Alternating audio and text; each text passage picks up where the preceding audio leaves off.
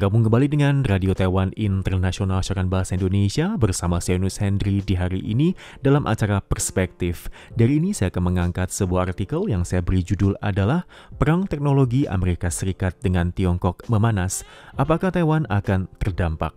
Kepala negara dari Amerika Serikat yaitu Donald Trump memberikan pidato di tanggal 23 Juli 2025 mengungkapkan kebijakan prioritas pengembangan AI dan bermaksud mengalokasikan 70 miliar US dollar untuk mengundang berbagai perusahaan memperkuat investasi di bidang AI dan energi Amerika Serikat.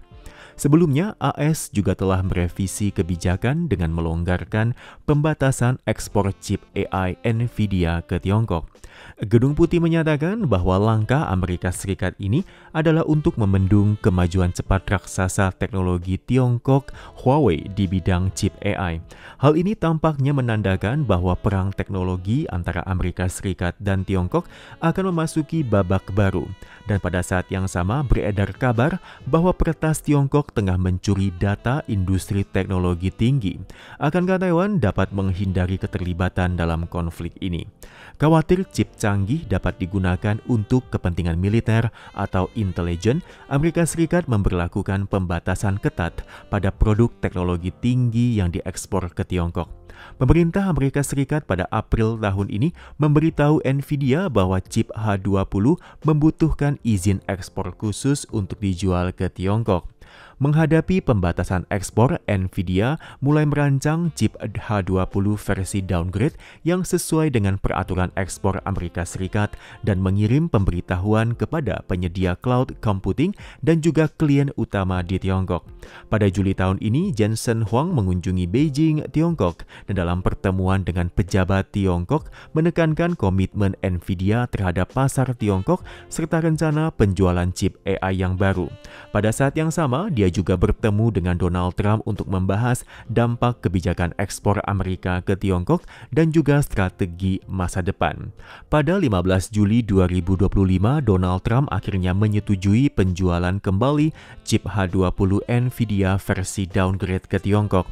David Sachs yang merupakan mantan pendiri PayPal yang kini menjadi penasehat kebijakan industri Gedung Putih di bidang AI mengatakan bahwa langkah AS ini adalah untuk membendung kemajuan cepat Huawei di bidang chip AI. David Sachs menunjukkan bahwa solusi server cloud Huawei yaitu Cloud Matrix telah memiliki kemampuan yang setara dengan NVIDIA. Dia lebih lanjut menyatakan bahwa meskipun Amerika Serikat tidak membuka ekspor chip AI terbaru ke Tiongkok, dengan menyediakan versi downgrade, mereka dapat melemahkan kekuatan ekspansi Huawei di pasar domestik dan mencegah mereka memperkuat posisi untuk kembali menyerang pasar dunia. Amerika Serikat memberi tekanan pada perusahaan domestik dengan harapan untuk menghambat perkembangan teknologi AI di Tiongkok. Chen Yuqia yang merupakan wakil presiden senior bagian konsultasi investasi manajemen di Bank DBS Taiwan berpendapat bahwa di masa mendatang Amerika Serikat dan Tiongkok akan terus mempertahankan hubungan seperti ini, yaitu di satu sisi menghalangi teknologi Tiongkok dan juga di sisi lain melonggarkan penjualan chip versi downgrade mereka ke Tiongkok. Terutama dalam hal perundingan tarif Amerika Serikat dengan Tiongkok, hal ini juga bermaksud membuka jalan untuk pertemuan pemimpin kedua negara. Sebelumnya, lembaga penelitian umumnya menganggap kemampuan AI Tiongkok tertinggal 2 hingga 3 tahun dari Amerika Serikat. Namun semenjak DeepSeek muncul, kompetisi AI antara Amerika Serikat dengan Tiongkok mengalami perubahan yang baru. Menurut laporan penelitian AI dari Universitas Stanford pada April tahun ini mengungkapkan kesenjangan kinerja modal AI AS dengan Tiongkok yang hampir seimbang. Pada 16 Juli 2025 saat Jensen Huang mengunjungi Beijing, dia khusus menekankan bahwa siapapun yang meremehkan Huawei atau kemampuan manufaktur Tiongkok adalah saat naif. Dia menyatakan bahwa NVIDIA akan bekerja sama dengan mitra jangka panjang dan juga teman baru untuk bersama-sama menciptakan masa mendatang yang lebih cerah di era AI.